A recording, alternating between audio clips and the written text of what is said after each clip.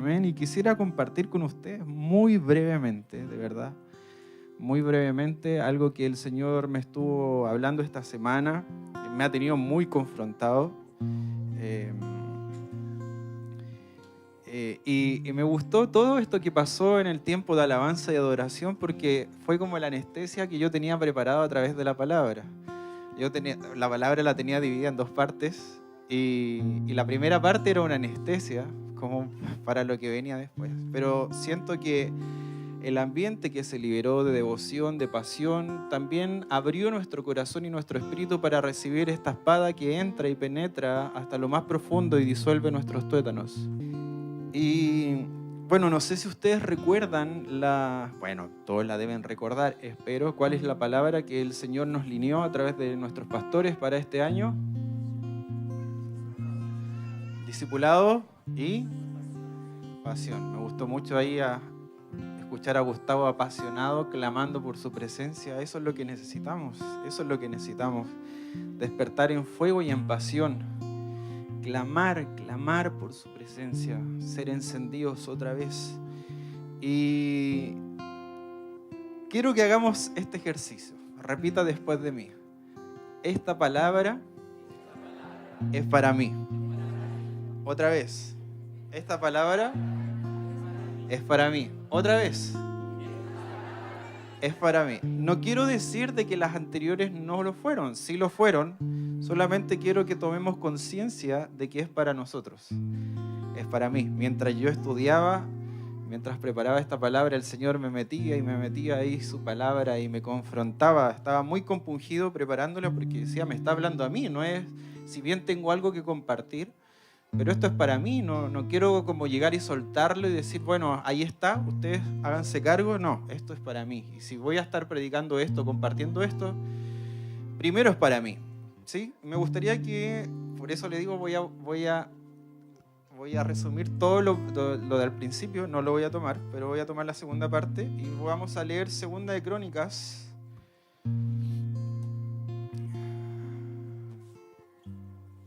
Segunda de Crónicas, capítulo 4,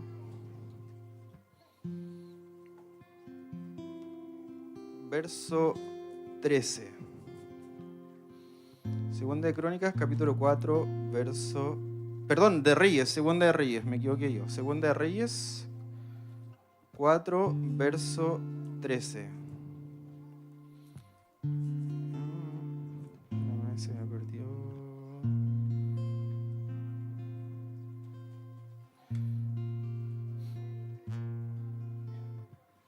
No la voy a leer, pero les voy a hablar de un personaje que aparece por primera vez en este versículo. Generalmente cuando hablamos del discipulado o de los discípulos, ¿en quién pensamos? En los 12, ¿cierto? Pensamos en los discípulos de Jesús, pensamos en Mateo, Juan, Santiago, Pedro, ¿cierto? Pensamos en todos ellos. Si alguno vio The Chosen, ahí pensará en todas sus características. Y sí, pensamos y nos imaginamos de inmediato eso. Pero si nosotros somos bien minuciosos con la Escritura, podemos descubrir que el diseño discipular o el diseño existe desde mucho antes, de padres a hijos, ¿sí? Lo podemos ver como generación tras generación, padres discipulaban hijos, líderes a futuros líderes, Moisés con Josué, por ejemplo, profetas y escuelas de profetas, ¿cierto? Y en este escenario tenemos a un personaje que hemos conocido poco. Creo que ustedes, o es muy probable que pocos lo conozcan. Su nombre es Jesse. ¿Lo han escuchado alguna vez? Sí, todos lo han escuchado muy bien. Han estudiado la Biblia. Jesse era el aprendiz o el pequeño padawan de este gran profeta, heredero de un gran profeta que era Eliseo. Eliseo heredó y fue formado por su mentor que fue Elías, ¿cierto?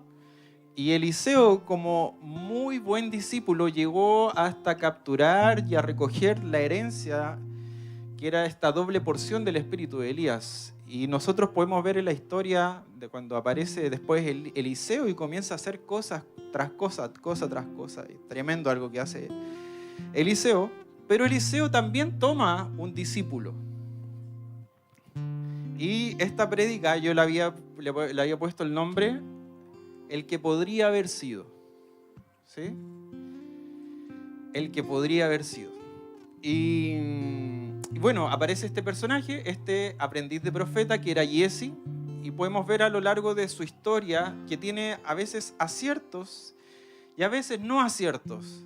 En Segunda de Reyes nosotros vamos leyendo desde el capítulo 12 en adelante y hay partes donde Eliseo incluso le consulta a Giezi como un profesor, un maestro aprendiz. ¿Qué piensas tú? Por ejemplo, se encuentran con la mujer sunamita.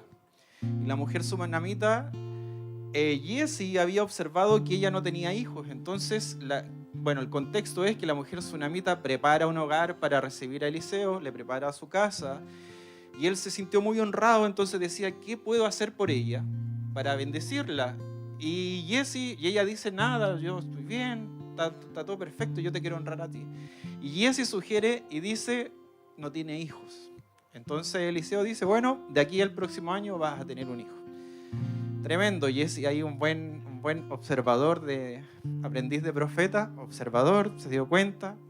Después, más adelante, este hijo que le fue prometido a esta mujer, la sunamita, muere. Muere y bueno, la mujer viene a reclamarle a Eliseo, le dice, oye, ¿qué pasa? Yo no pedí este hijo, me lo manda y más encima se muere, nada que ver. Entonces, Eliseo manda a su aprendiz delante de él y dice, mira, anda tú con mi vara y ponla sobre el rostro del niño, del joven, y va a vivir. O sea, dice, ponla sobre el rostro y debería estar todo resuelto. Va a Giezi y no resulta. Entonces, por ahí de repente yo leyendo esta historia decía, a veces, claro, somos encomendados o somos mandados o estamos aprendiendo con nuestros pastores, nuestros discipuladores, nuestros líderes, y vamos con toda la fe y no resulta. Pero de una u otra forma, esto es una escuela, ¿sí? Entonces después se devuelve Giezi y le dice, oye, no pasó nada. Bueno, vamos, llega Eliseo y lo revive. ¡Pum! Tremendo. Creo que en esta parte deja una gran enseñanza en donde el aprendiz siempre debe andar con su maestro. De hecho, Eliseo, me resumí, me voy a comer todo esto, pero Eliseo fue un muy buen aprendiz de Elías. Nunca lo dejó solo. Él lo mandaba para todos lados, anda para allá. No te voy a dejar solo. No, porque yo sé que hoy día te arrebatan de mi presencia. No, pero anda para... No te voy a dejar solo. Eliseo. Mientras los demás veían de lejos, Eliseo estaba ahí. Entonces, seguimos avanzando y teníamos a este futuro potencial profeta. Imagínense, si venía después de Eliseo, que Eliseo ya era tremendo, había heredado la doble porción de Elías. Si este había heredado la doble porción, el otro debería haber heredado la cuádruple, no sé, pues el doble del doble, ¿o no? Pero nos encontramos con una situación que marca un antes y un después en la vida de Giezi. Ustedes conocen, aparte yo les pregunté, ¿cierto? Han escuchado de los discípulos. ¿Conocen la historia de alguien que pudo haber sido discípulo? El joven rico, ¿sí? Que no pudo entregar lo que había en su corazón. Imagínense, hubiéramos sabido de la historia del joven rico, que no se hubiera llamado joven rico si no hubiera tenido un nombre, me imagino, ¿cierto? Pero quedó como joven rico. Pero veámoslos en el día a día. ¿Conocen ustedes la historia de alguien que pudo haber sido? Y tenía un tremendo potencial, tenía un llamado. Y uno lo proyectaba y decía, wow, esto es tremendo. Está ahí, está en el lugar donde tiene que estar, está siendo formado, pero de repente no lo viste más, se perdió. Y vaya que es triste, ¿cierto? Es muy triste. Y esto pasa con Giezi. Pero también podría pasar con nosotros. Dice la palabra, el que está firme, o el que piensa que está firme, mire que no caiga. Y les voy a leer el contexto. El contexto es el siguiente. Segunda de Reyes, capítulo 5, viene un general del ejército sirio, Naamán es su nombre, viene porque en su casa había una criada que era judía o era israelita, ¿cierto? Y ella dijo que había un hombre en Israel que podía sanarla, hay un Dios en Israel que lo podía sanar. Entonces Naamán va a Eliseo no lo pesca mucho, lo manda a meterse al Jordán.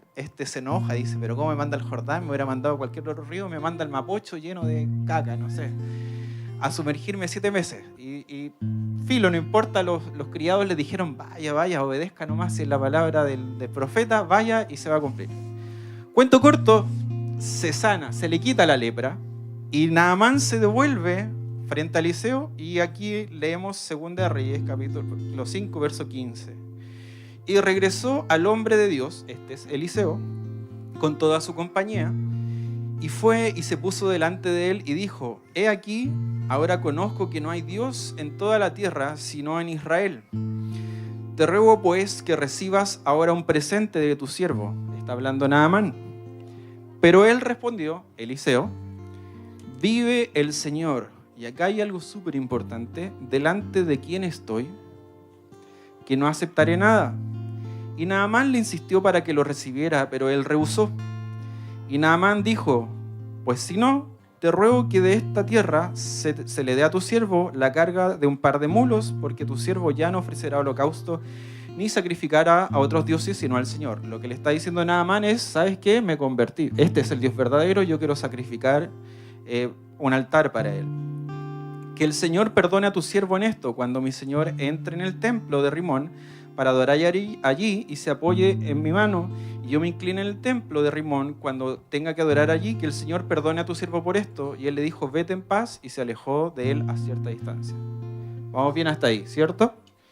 Verso 20, pero Giezi, criado de Eliseo, el hombre de Dios, dijo para sí, he aquí, mi señor ha dispensado a este Naamán arameo al no recibir en sus manos lo que él trajo.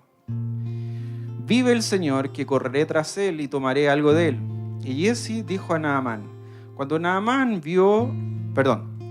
y Giezi siguió a Naamán. Cuando Naamán vio a uno corriendo tras él, bajó de su carro y al encontrarle y dijo, ¿está todo bien? Y él dijo, todo está bien. Mi Señor me ha enviado diciendo, he aquí, este momento 2 jóvenes de los hijos de los profetas han venido a mí de la región montañosa de Efraín. Te ruego que les des talento de plata y 2 mulas de ropa. Y Naamán dijo, dígnate aceptar 2 talentos, y le insistió y ató 2 talentos de plata en 2 bolsas con 2 mudas de ropa, y lo entregó a 2 de sus criados, y estos los llevaron delante de él.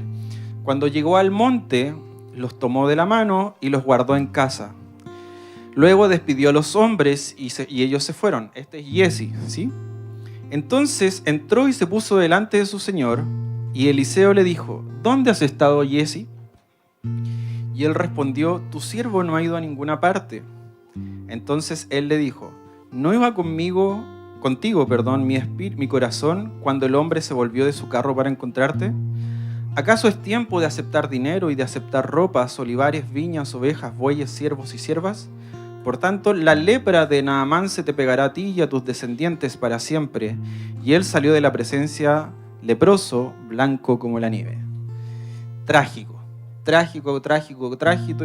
Imagínense, él era el aprendiz del profeta, era el futuro, el potencial. Nosotros a veces usamos esta palabra, tiene un gran potencial, ¿cierto? Tiene un gran potencial, y el gran potencial es eso, un gran potencial. Mientras no se concrete, es potencial nomás. Y de repente nosotros somos un gran potencial. Pero si no se concreta, nos quedamos en eso, en una eterna promesa. No sé, a mí me gusta el fútbol, por ejemplo, y de repente un futbolista empieza a los 18 años a romperla, uno lo ve jugar, y no, este cabro es bueno. Pero por ahí para los 20 se creyó el cuento y se perdió, y de repente uno lo ve jugando en ligas de Arabia, ganando, llenándose los bolsillos de plata. En Estados Unidos, ya no, ¿para qué vamos a decir ligas? No vamos a tirar ninguna para abajo. Pero jugando en potreros, así, jugando en lugares donde uno decía, este cabro va a llegar a un equipo grande, deportistas, ya hablemoslo de deportistas, cantantes, lo que sea, artistas, había tanto potencial en él, pero de repente se perdió. ¿Qué fue lo que pasó? Yo creo que de una u otra forma en el interior podemos saber qué pasó. Solamente que desde afuera uno dice, bueno, algo pasó.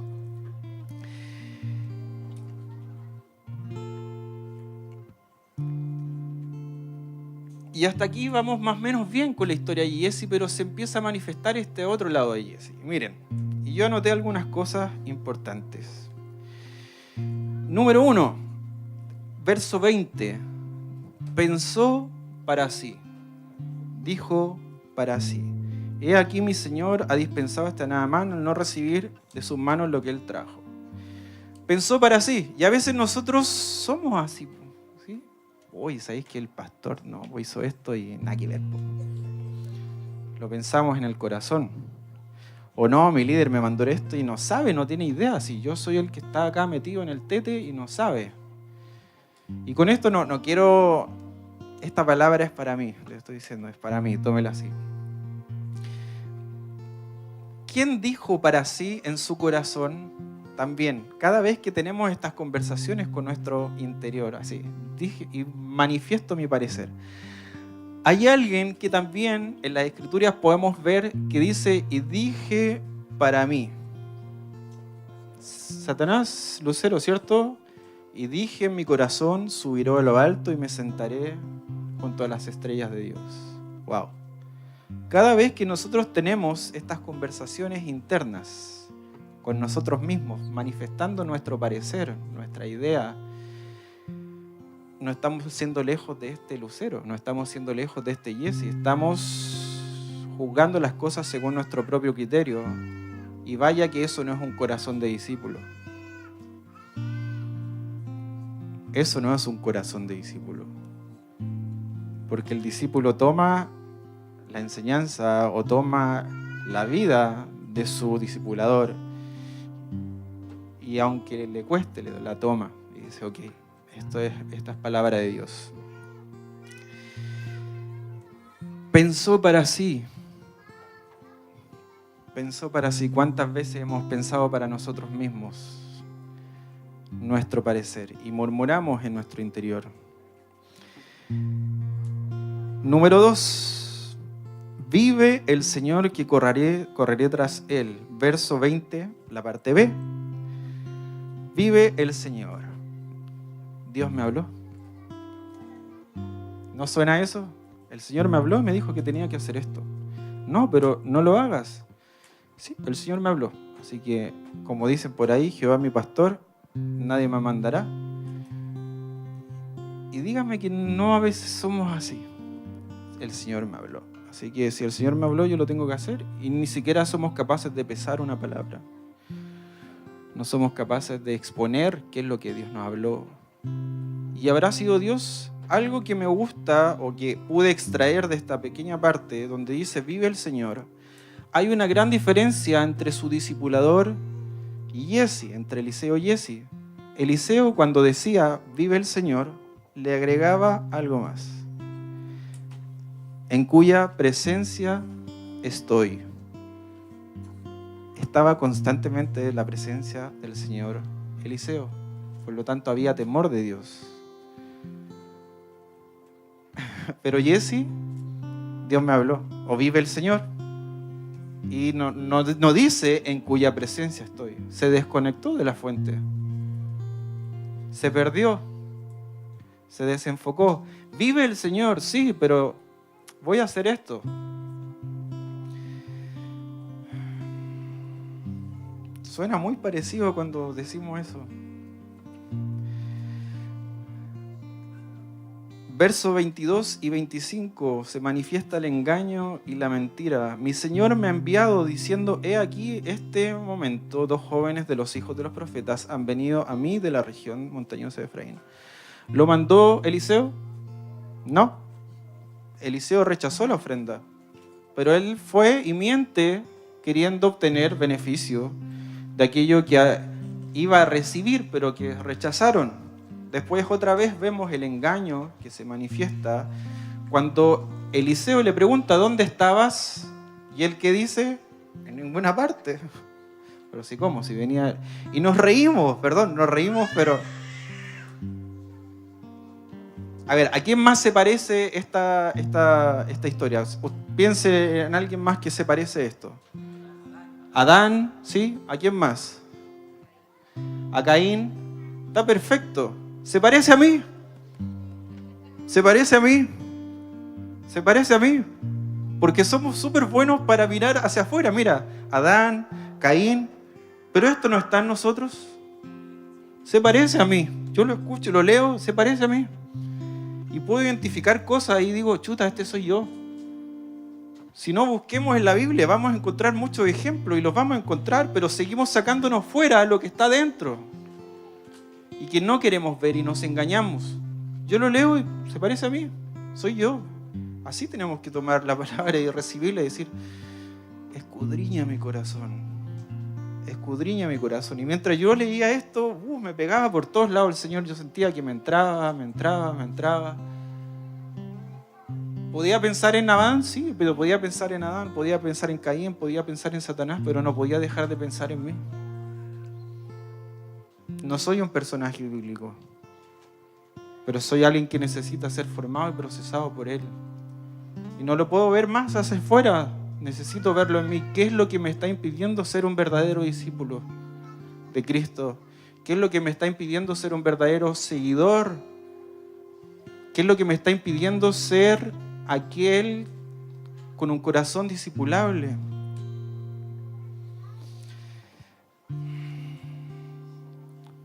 Cuatro, falsa humildad, manipulación. Le dice, yo lo leo y al tiro me salta. Le dice, mira, me puedes dar un talento y ropita, con eso estamos bien. Y uno va leyendo, y en muchas versiones que yo leía, como que dice que nada más le insiste, así como, no, mejor toma 2. No, tranquilo, si con una... No, toma 2, llévate 2. Y dice que como que se la amarran en la ropa para que... Y hay falsa humildad y manipulación, más encima, así como, no, tranquilo. Bueno, ya, ¿sí? Véanlo, hay mucha riqueza en esto. 5, oculta, esconde, verso 24. Cuando llegó al monte, lo tomó de sus manos y los guardó en la casa. Luego despidió a los hombres y ellos se fueron. Ahí cuando habla del monte, este monte se llama Ofel.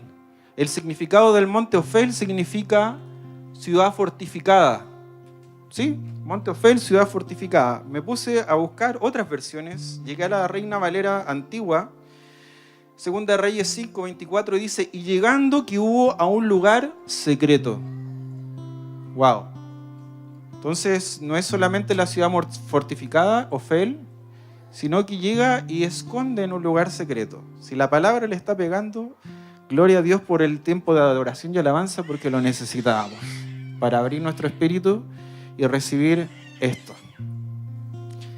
Esa fue la anestesia. El Señor es muy bueno y sabe y abre nuestro corazón, nuestro espíritu. El lugar secreto. ¿Cuántas veces ya no solamente no reconociendo lo que nos está pasando, porque el profeta le dice, hey, ¿dónde andabas? Y él podría haber respondido y haber dicho, ¿sabes qué? La embarré. Me pillaste, estoy acá, ¿para qué te voy a mentir? Me mandé tremendo condoro, fui y le pedí plata porque necesitaba plata.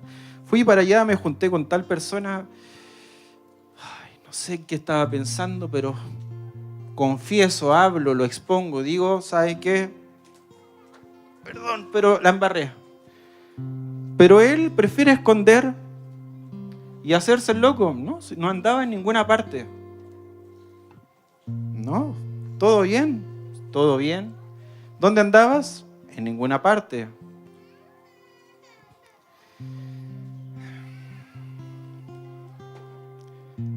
Si podemos hacer muchas similitudes, podemos ver también en Giese un Judas.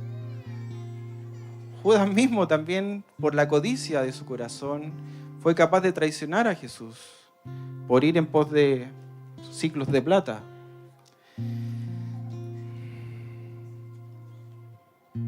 Y qué triste es leer esta historia y de repente empezar a hacer memoria y pensar y decir, ¿qué de esto hay en mí? Estamos llamados a ser discípulos. Es un año para ser discípulos. Pero líbreme el Señor de quedar fuera de esta encomienda, por los deseos de mi corazón, por tener cosas escondidas, por la codicia, por el engaño, por la mentira, por la falsa humildad.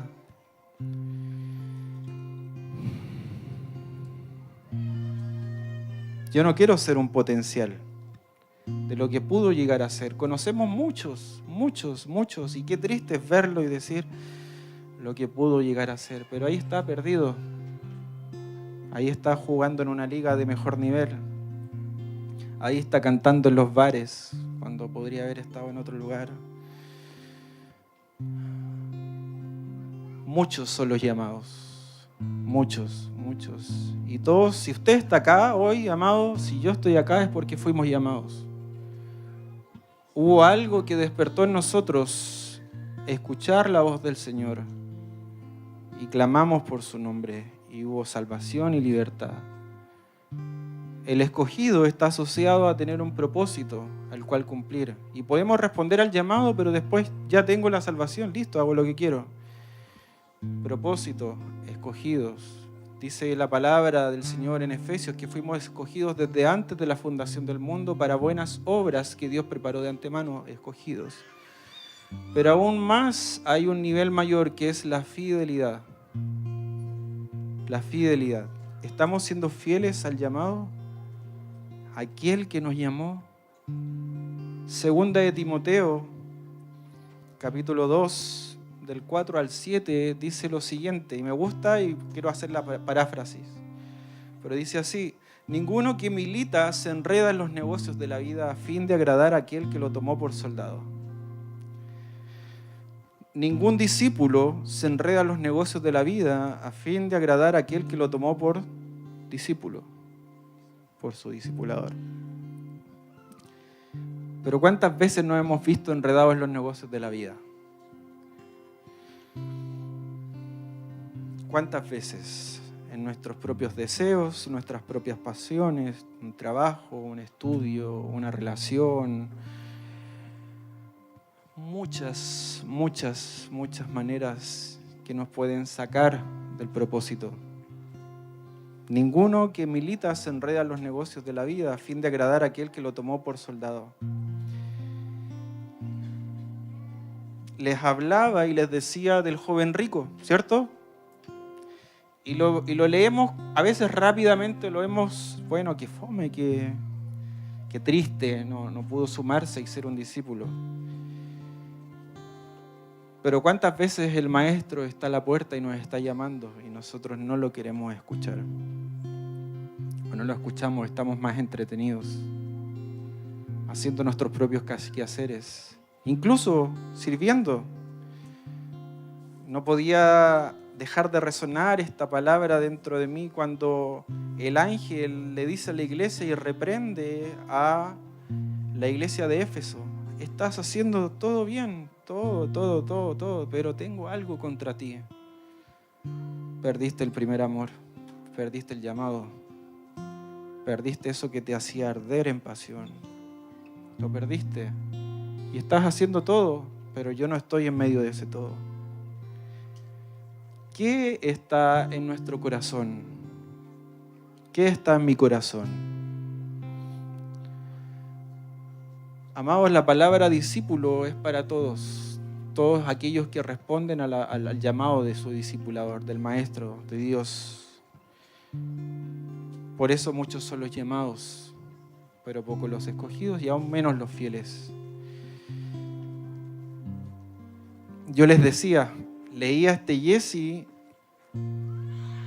y una que otra me tocaba y me pegaba y decía, bueno, porque les voy a contar, antes de llegar a Jesse estaba leyendo Eliseo y Eliseo tiene puros check, entonces yo lo leía, bueno, lo voy a poner acá, miren, van a ver ahí los puntitos verdes, no sé si todos los pueden leer, pero puros puntitos verdes, y eran puros check de Eliseo, check, y buenísimo, y a veces nos enfocamos en los check y decimos, bueno, me falta un poquito, pero está todo bien, pero cuando entramos a hilar más profundo y de repente, mira, esto está en ti, como...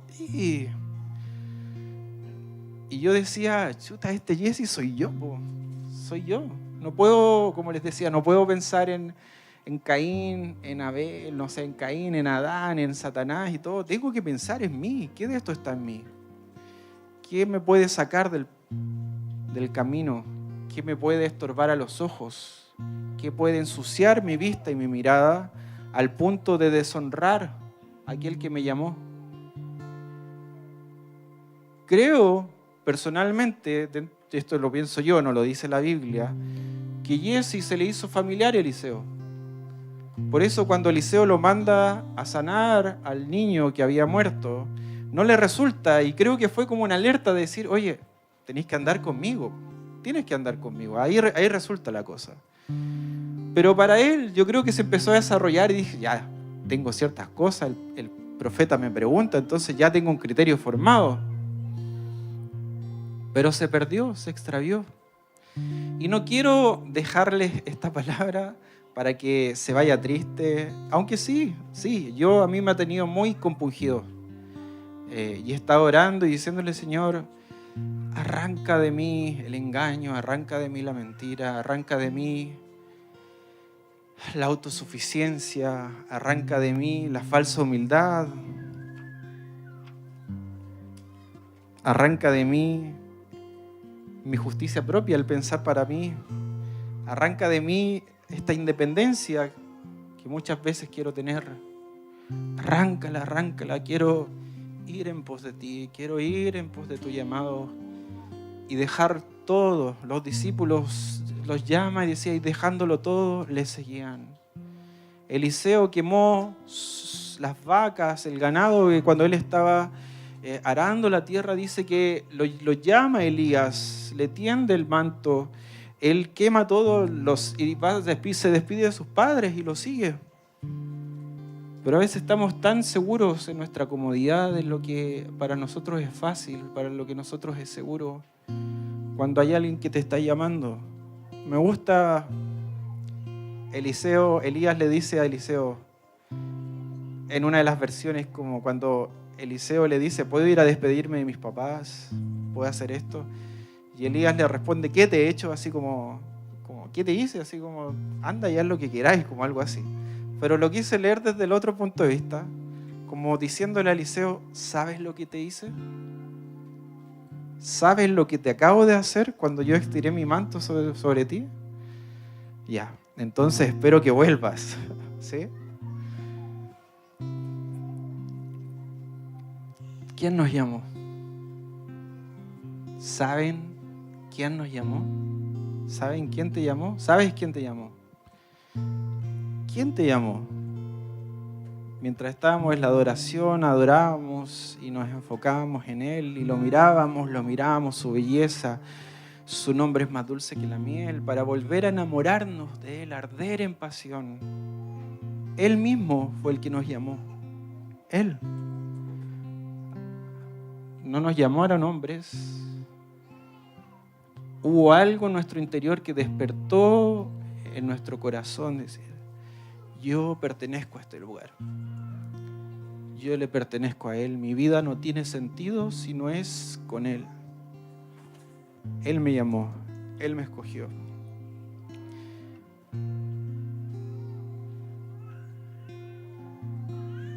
No quiero ser un potencial. Quiero ser alguien que cumplió al 100 el propósito. El Señor dice, yo envío mi palabra y no vuelve a mí vacía, sino que cumple por aquello que fue enviada, el propósito por el cual fue enviada. Cada uno de nosotros, cada uno de ustedes es una palabra que fue enviada con un propósito. Dice que Él espera que vuelva con el fruto por el cual fue enviada la palabra. Pero mucho de eso no está asociado a que Dios me obligue a hacer las cosas que yo tengo que hacer, no. Está en cuanto yo rinda mi corazón y obedezca a su llamado. Para algunos fue, vete de tu tierra y tu parentela a la tierra que te voy a mostrar. Para otros fue dejar sus barcos y sus redes y seguirlos. Para otros fue quemar las yuntas de bueyes.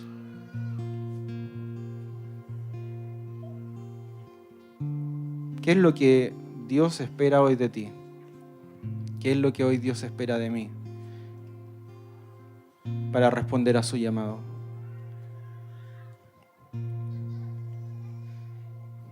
Saben, el Señor es muy bueno y Él deja diseños establecidos y hay una oración, hay una profecía en Isaías capítulo 50, verso 4. En el Antiguo Testamento la palabra discípulo solo aparece 3 veces. Tenemos una en Segunda de Crónicas o en Primera, cuando designan a los tañedores, a los músicos que van a estar en el templo ministrando al Señor. Dice, entra el maestro con su discípulo. Ahí está el diseño del viejo, el buey viejo con el buey nuevo. Entraban a ministrar, tanto maestro como discípulo. La segunda parte está en Isaías capítulo 8, verso 16, donde habla de que escribe estas leyes en los corazones de mis discípulos. Y la tercera parte está en Isaías 50, capítulo 4, y dice así: el Señor Dios me ha dado lengua de discípulo para que yo sepa sostener con una palabra al fatigado. Mañana tras mañana me despierta mi oído para escuchar como los discípulos. Ahí está la clave. Mañana tras mañana nos despierta.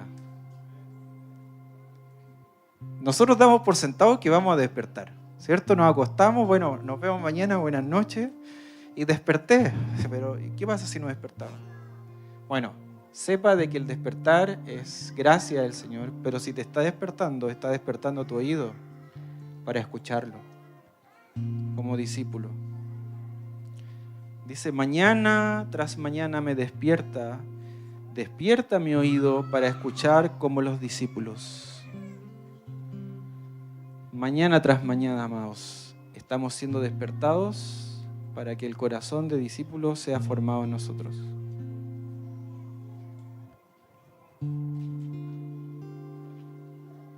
Como les dije al principio, esta palabra es para mí.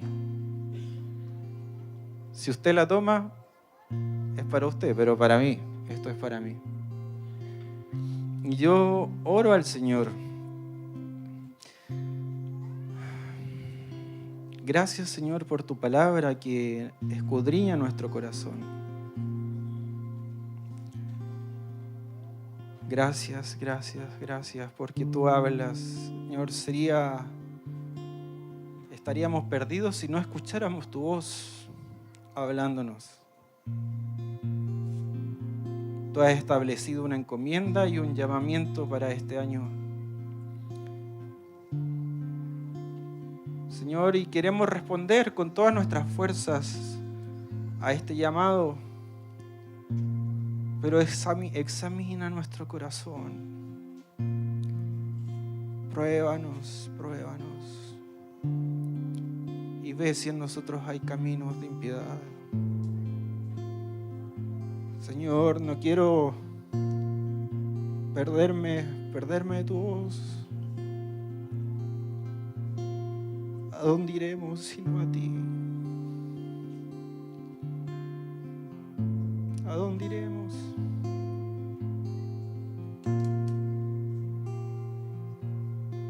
Forma en nosotros tu corazón, aquel que padeció hasta lo sumo obediencia.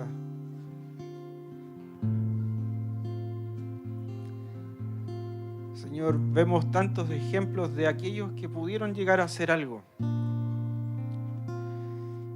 Señor, y tu llamado está aquí delante de todos nosotros, pero también examina nuestro corazón, Señor, si hay caminos de impiedad.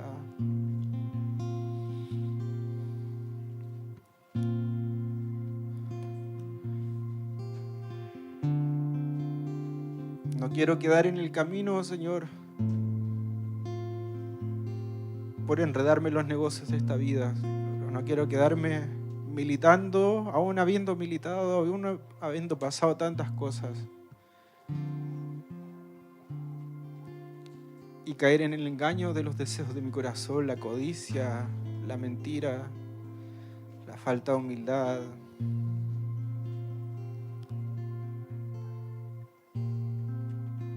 Señor, escudriña y examina hasta lo más profundo.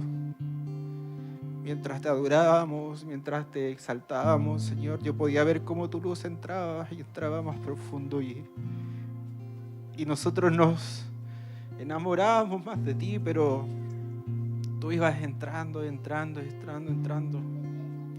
a habitaciones del corazón que están cerradas, que están tan estructuradas, tan rígidas, y que impiden que nuestro corazón sea moldeado y formado a tu corazón.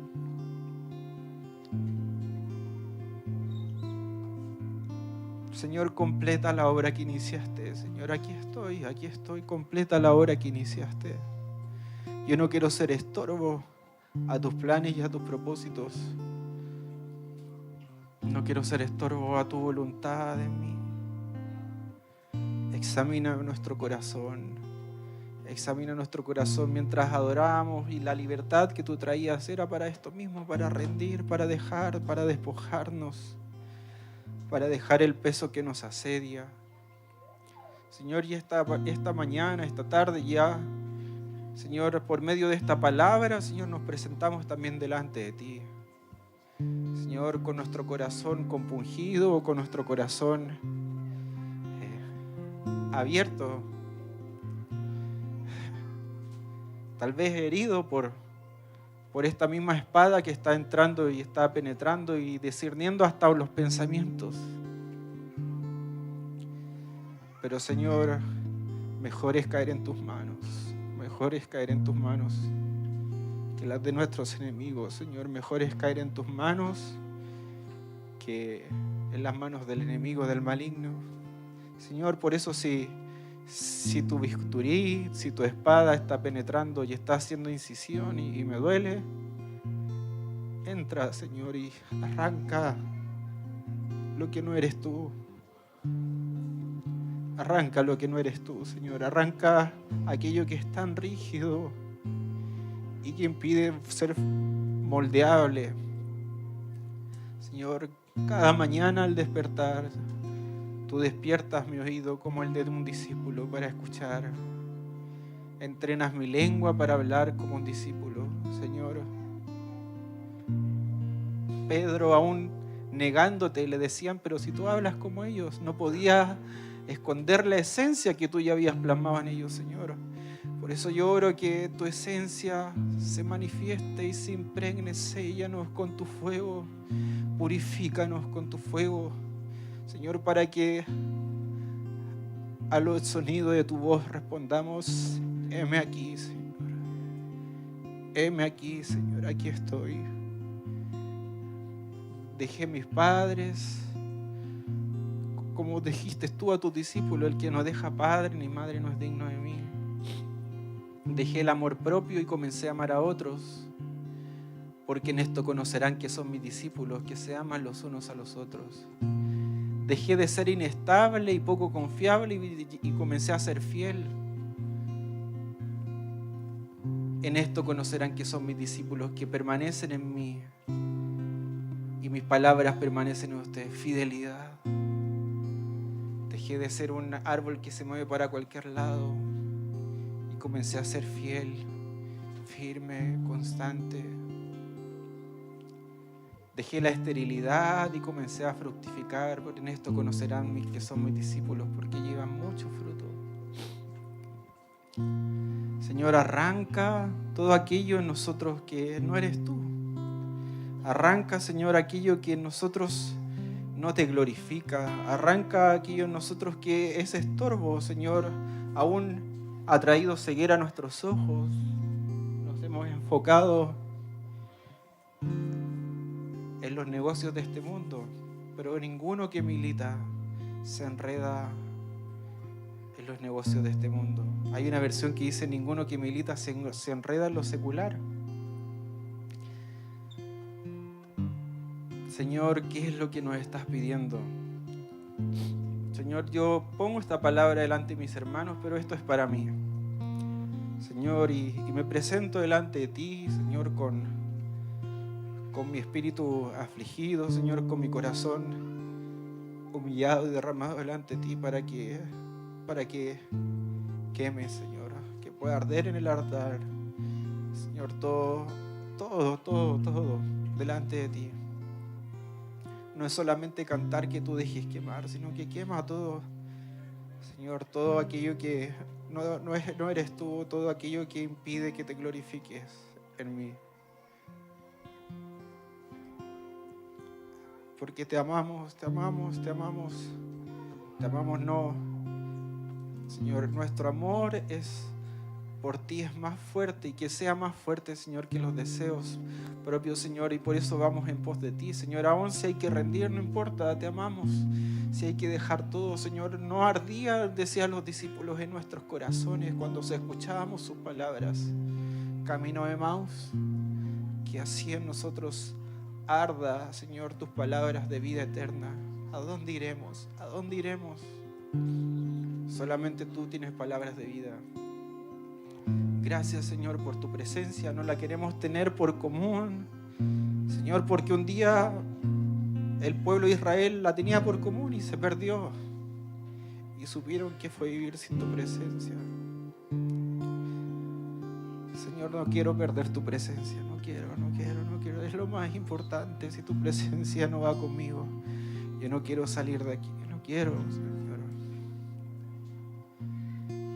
Pero también que mi corazón sea como el de un discípulo moldeable, puro, inofendible, lleno de amor, fructífero, fiel.